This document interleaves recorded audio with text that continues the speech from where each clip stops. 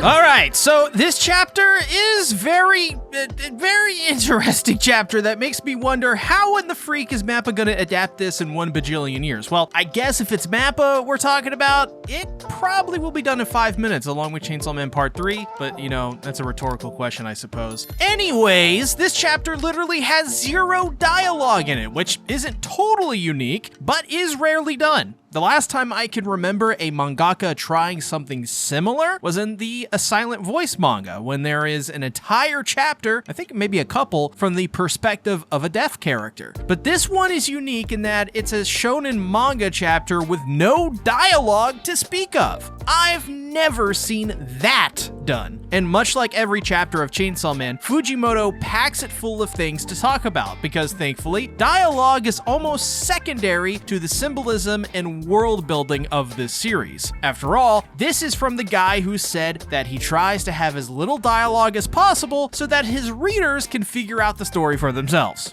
Which I personally love that method of storytelling. It's the From Software kind of method, in my opinion. Just like have them figure it out. Anyways, a group of civilians turn the corner only to find that the Black Chainsaw Man is there in the alley, only for them to all run away in horror, which is what I would do, as this is, after all, the Chainsaw Man they've heard about for a while now that has been causing destruction and chaos, turning people into chainsaw people, allegedly, of course. So obviously, upon seeing this, a group of spear-wielding civvy devil hunters attack to defend the others, which in of itself is kinda sad. Denji tried his hardest to be a hero to everyone, but eventually his message was corrupted against himself, and now he is seen as the enemy, the threat to humanity. Which, at this point, is probably actually true. Pochita has quite literally had enough of it, and so has Denji. It's just sad that things had to turn out this way, you know? It makes me wonder what will become of Denji and Chainsaw Man after this arc. So, the civvies attack Chainsaw Man, and the spears obviously break, showing that his exterior can't be broken through just mere spears. So he lops off the heads of the mouthless defenders, because if you think about it, that's exactly all these people were doing, is defending themselves. It's just another example of what I just said, but as well, that this is objectively a bad thing to do and muddies the water morally of Denji, but I think also as well Pochita's morality. I think Denji himself probably is too mentally broken to even comprehend to a degree the gravity of Chainsaw Man's actions at the moment and what he's kind of given into. So seeing that all of those heads roll, they decide themselves to roll on out while Chainsaw Man makes his way into the battle, which by the way, looks mighty badass too. I can't wait to see how Mappa makes this shot look because it's, oh my god, look at it! A mouthless Katana Man fearlessly walking up to Chainsaw Man to fight him while people run away. Oh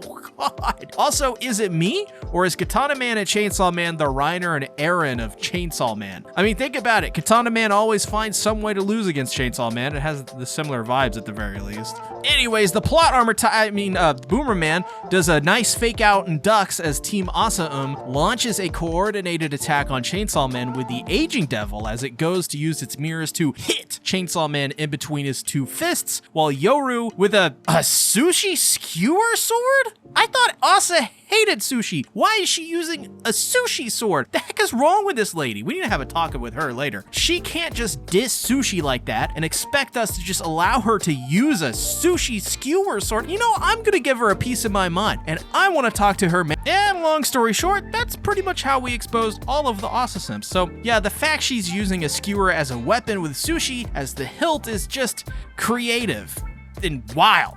I never expected that in 1 million years. Like, I'm sorry, I gotta say it though, Yoru and Asa, maybe the literal embodiment of the song Goofy Goober from the SpongeBob movie. I mean, they're absolutely autistic goobers. So Yoru plans to impale Chainsaw Man through the head while aging fists harder than Lars Ulrich's snare drum, but it doesn't work as Chainsaw Man simply cuts off the hands of aging in one of the craziest shows of big dick energy I've ever seen in my entire existence. Seriously, Chainsaw Man at this point is cashing all of the checks, and he's got oodles of receipts too. Because not only is aging B-handed, Katana Man is B-armed and beheaded. I'm making up words here, I think. In an instant, as his body tumbles and falls onto Yoru. And I gotta say, Fujimoto, whew, nailed the expressions in this chapter as they're not talking, so they need to emote. So Katana and Yoru in this chapter to me were the MVPs for that reason alone. Katana's facials were just so well done, showing exactly how pissed off he is, and Yoru shows the struggle and confusion and the anger of being disarmed at such insane speed. It's also just a really cool looking page because the visual of Katana draped over Yoru is a crazy image when you consider how far we've come in the series. I mean, Katana was a villain in part 1, and now he's one of the most important players in the supporting cast for part 2. That's so crazy how that's kind of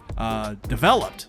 Reminds me a lot of a certain Armored Titan. But outside of the amazing facials from Katana and Yoru, Yoru kicks Katana off her because she's the baddest bitch in the building and doesn't care about Boomer Man at all. I mean, this is her moment to fight Chainsaw Man, and she's not gonna lose to him no matter what. Which, by the way, that's another cool facial for Yoru. I mean, you can just see she is pissed off and spoiling for a fight. Ugh, God, don't want to get on her bad side. And one of the coolest moments, though, of this current arc, Yoru gets back up on her feet in this insane image of her standing armless with blood coming from her once used to be stumps, I guess, as her hair flows in the wind, facing Chainsaw Man valiantly. He uses his intestines scarf to go and finish the job, but she stumbles to one knee, giving Chainsaw Man pause as he just silently looks down on her. And as he takes a step forward to finish her, I assume her hair once again wafts in the air as she looks up with intense eyes directly into the soul of Chainsaw Man and well, us, as we are clearly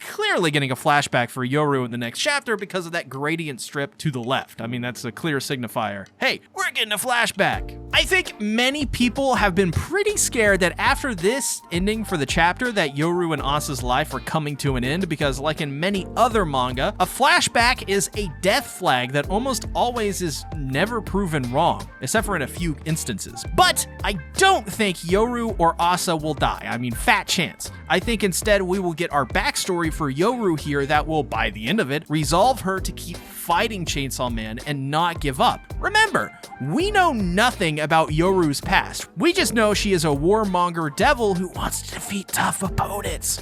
I had to whisper that because you never know when Goku is listening, so yeah.